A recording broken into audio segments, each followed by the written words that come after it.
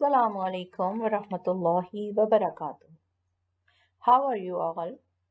I hope you are fine. I have told you about the Arabic alphabets, huruful hija, and you have learned the full shapes of the huruful hija, their sounds, and their half shapes. Then we done same sounds of huruful hija, Arabic alphabets with similar letter confusion. As we have learned the Arabic alphabets, all their similarities and the confusion, now the next step is to learn Harkaat.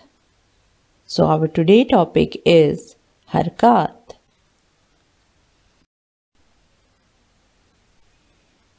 Arabic speakers will not write vowel signs on Arabic letters consonants, and those who are fully fluent can read text without vowel sounds being applied. Example, these are the three Arabic letters of the ayat 183 of Surah Al-Baqarah. Kaf, Tha, Ba. For us to read it is impossible. Even if we know the context, we non-Arabic speakers cannot read this because we do not know which vowel sound to apply in the Qur'an. It is kutiba. When I applied the vowels on it, now we can read it because it has vowel sounds. Ku-ti-ba.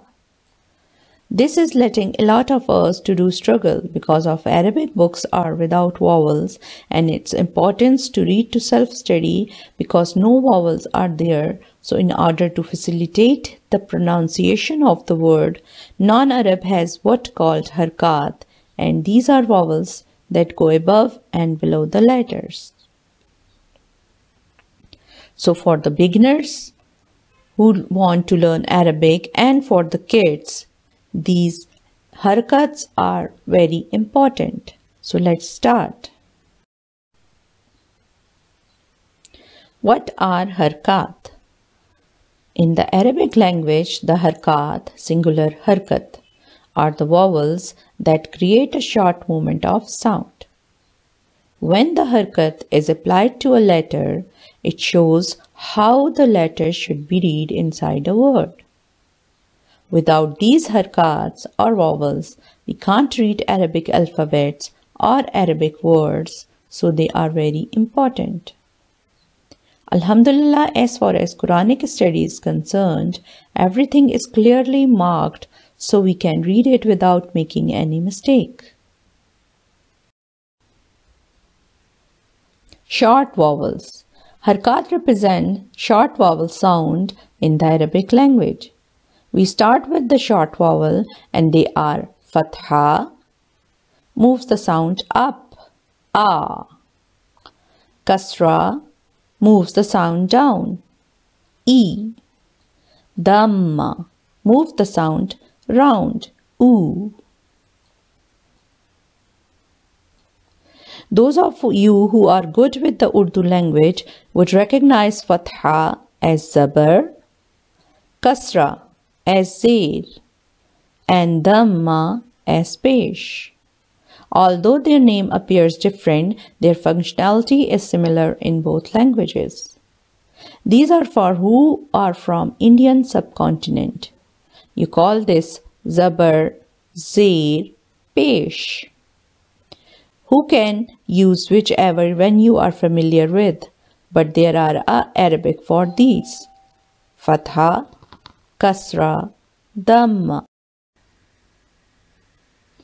The first vowel in Arabic is Fatha. Fatha.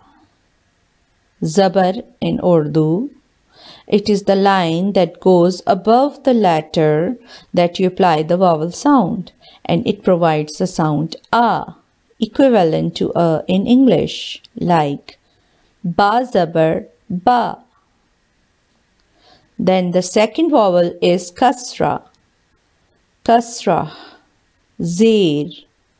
In Urdu, which is written underneath the letter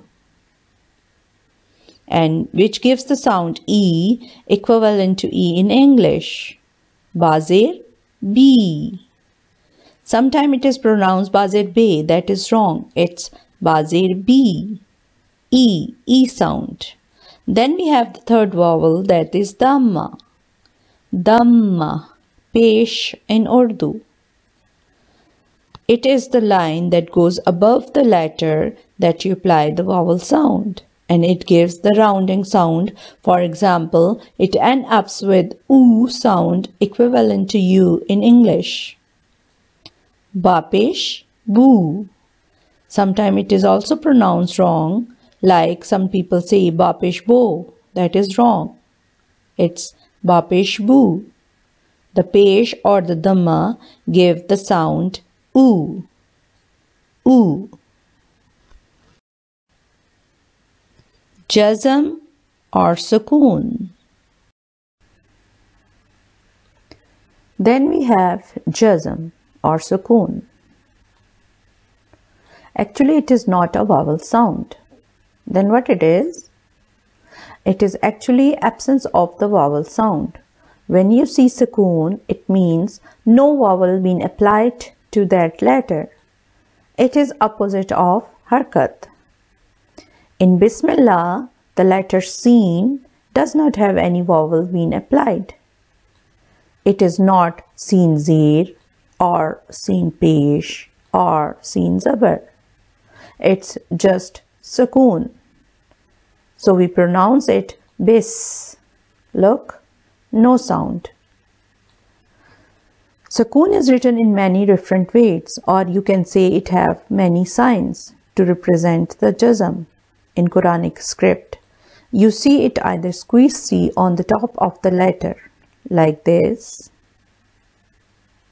or written as a small circle like this. Both of these are commonly used. Again, depend upon the script that is easy. Sometimes it is confused with the dhamma, so you can also use inverted V that is easy.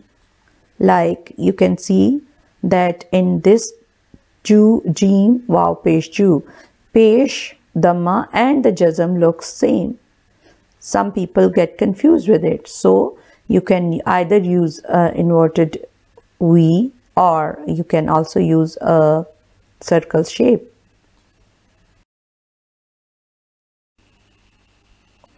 I hope you have learned short vowels. It will help you to learn and understand the Quran, and it will help the kids to understand the Qaida. Jazakallah khair for watching. Please like, subscribe, share and comment. Barakallahu feek. Till next video, Allah Hafiz.